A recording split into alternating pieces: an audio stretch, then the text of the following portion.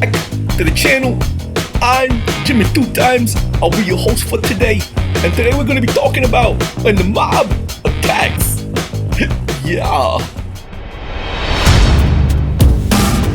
I'm Nelson. Welcome back to Infinite Roleplay. And I want to go over how to handle mob attacks. Big battles and minions. Little rules that you can implement in any game system that are borrowed from other game systems that will really make big fights faster.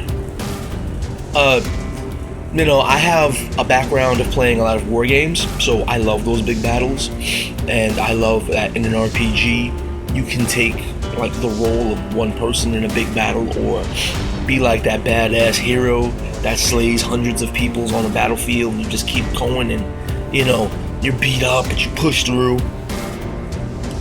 So why not do that in the battle? Why not do that in your role-playing games? I've seen people do that in their role-playing games. I've done it in my role-playing games. I'm so bad that, as a for instance, on the tabletop running an Edge of the Empire game, I had a party of eight players fight 100 droids. I only had about 50 droid models at the time, but they fought 100 droids. And they won. It's pretty good, right? Rules for big battles that overwhelm your player characters, but do not overwhelm your players. The quickest, simplest, easiest thing I can come up with is just use the rules for a single mob, single character, single monster. Like at level 1, a goblin. Just look, you have the rule set for one goblin. They have like 6 or 7 hit points, and one attack that does on average 5 damage. Just theme it that one goblin on the tabletop or in the theater of the mind appears to actually be 4 or 5 goblins. And when your character attacks one of them, their big swings on those just grossly untrained idiots just ends up killing, 4 or 5 of them in one big swing, one tight, highly trained, heroic swing. If they can't do all 5 hit points of damage, well, they kill a few of those goblins. I think that's just really easy. Orcs 10 hit points or 20 hit point characters.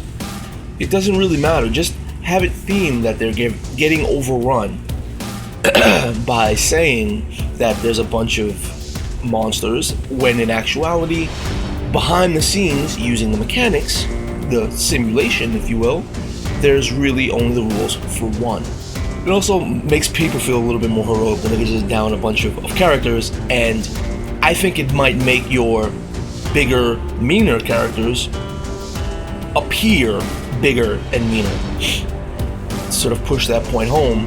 If you have a hobgoblin with like 15, 16 hit points, and you throw a hobgoblin and a couple of goblins, you build your encounter using the encounter builder WOTC provides.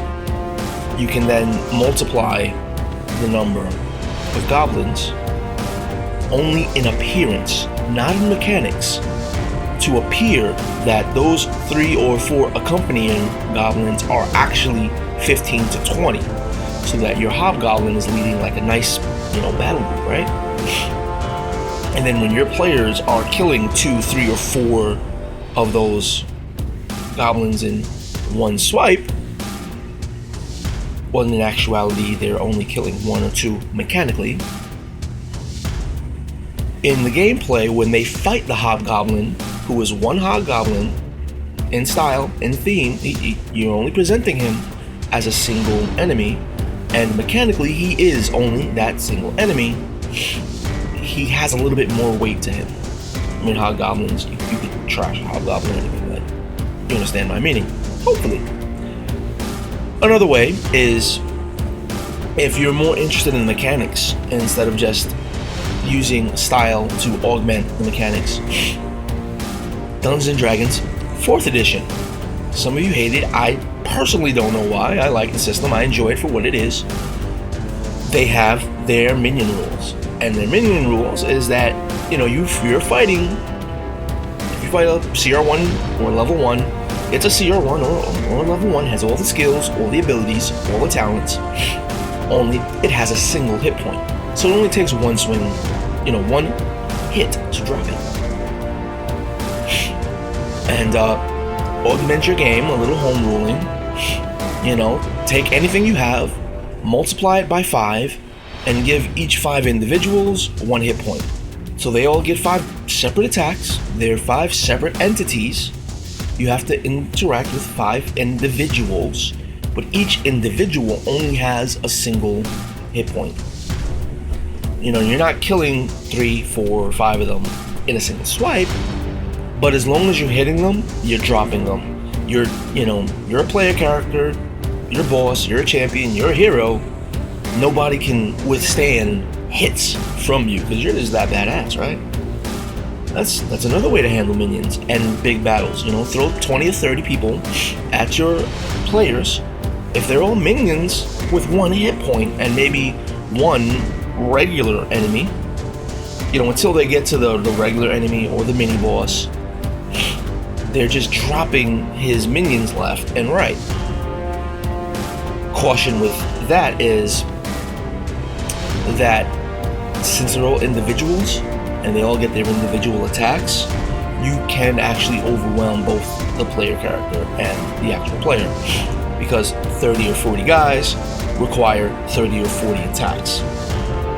When doing it in that way, I would suggest having multiple d20s and rolling those d20s all at once, finding out which ones hit, which ones miss. Critical strikes stay as criticals, but critical misses or critical fumbles should cancel out a hit. An example would be, say if you have 6 enemies surrounding a player character, and you roll your 6 attacks all at once. If you don't have 6 d20s, just roll 1 d20 6 times back to back. Whether it hits or misses, just mark it down on the paper. Don't stop to roll damage until you've finished rolling all your attacks. If you roll a 1 in any one of those attacks, cancel out one of the hits. Don't worry about, he stabs himself in the side, or he drops his weapon. Keep it fast, keep it loose, keep it flowing. Big combats do not need to be bogged down. They can be done quickly. Especially if you're the DM, you have control of your world, you have control of all 30 of these guys. Do it all at once.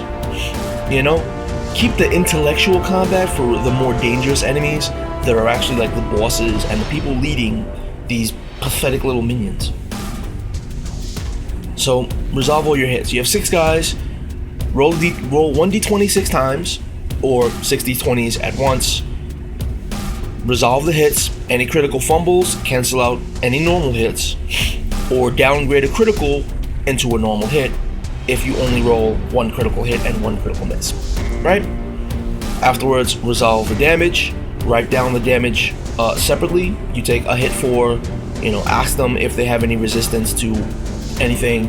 If you're the kind of DM that you have their characters in your mind already, the mechanics of your player characters in your head, or you have their actual sheets and you see that they have a way to mitigate damage, then adjust the numbers accordingly and let them know in total after damage mitigation how much they get. Or just let them know, look, you take 3 hits for a total of 12 damage, right? Do you have any damage mitigation against everybody's attacking with short swords, so slashing weapons? If you have damage, resistance slashing, because say you're a barbarian in a rage, you just cut that damage in half. Nice, clean, simple, fast. If you're a fighter wearing heavy armor and have heavy armor master, your DM told you took 4 attacks, so you just minus 3 from each of those 4 attacks, and you're probably not taking any damage. Oh, look, there's my finger. It's covering with finger. Hello, finger. Finger. Hello, finger. Finger. Anyway, back to what I was talking about. That's the 4th edition type of way of doing it. 13th Age uses mooks instead of minions. Mooks are, you have a mook. A mook brings itself to combat, and it is an individual. Okay? However, you have mook groups. So you can have a group of 5 goblins, 5 orcs, each bringing, say, 5 hit points to the group of mooks.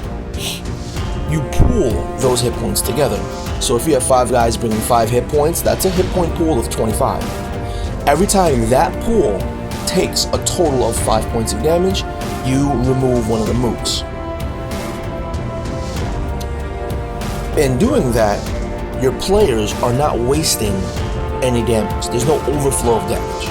Like if you critically hit one mook and deal 15 points of damage or 14 points of damage, it's not like, oh, well, he only had 5 hit points, so you kill him and waste the other 10. No, with groups of mooks, it sounds funny to say, with groups of mooks, if you hit for 15 damage, you're taking out 3 of those mooks in one hit. However, they, in addition, all get their separate attacks back at your player or player group. They all get separate things to do. It's a little bit more to think about if you're not used to, keeping track of 10, 20, 30, or 40, 50, 60 people in your head. Doing it the mook way or the minion way will get a little bit taxing on you. The final way is the way that Edge of the Empire does it. In Edge of the Empire, they have minion groups, again, each minion bringing its own wounds or own hit points to a hit point pool, taking damage in the same way that mooks take damage. However, when a minion group attacks in Edge of the Empire, they attack as one. So you only get a single attack action for that group. However, each member of that group upgrades the attack. So when porting it over to different games, say a D20 game and not a dice pool game, maybe each one gives a bonus of +1. Or for every 2 members of the group you have, they attack at +1. So instead of getting 5 separate attacks, you're getting one bigger attack and potentially more dangerous, like more accurate, getting hit more often to represent the fact that you're getting attacked more often, when mechanically you're only getting attacked once by this group. As members of this group are taken away, the bonuses are taken away. So it becomes easier and easier to pound I'm not gonna say that. No, I didn't just say that. No. People, no. Get your minds out of the gutter. Anyways, as you're whittling away a minion group using the EOTE rules, it gets weaker and weaker and weaker. These are just some options to help sort of speed up and make big combats fast. You don't have to think about as much. You don't have to keep track of as much. And this is going to be a long video. Ugh. How do I just fuck it. I'm leaving. Peace. And during the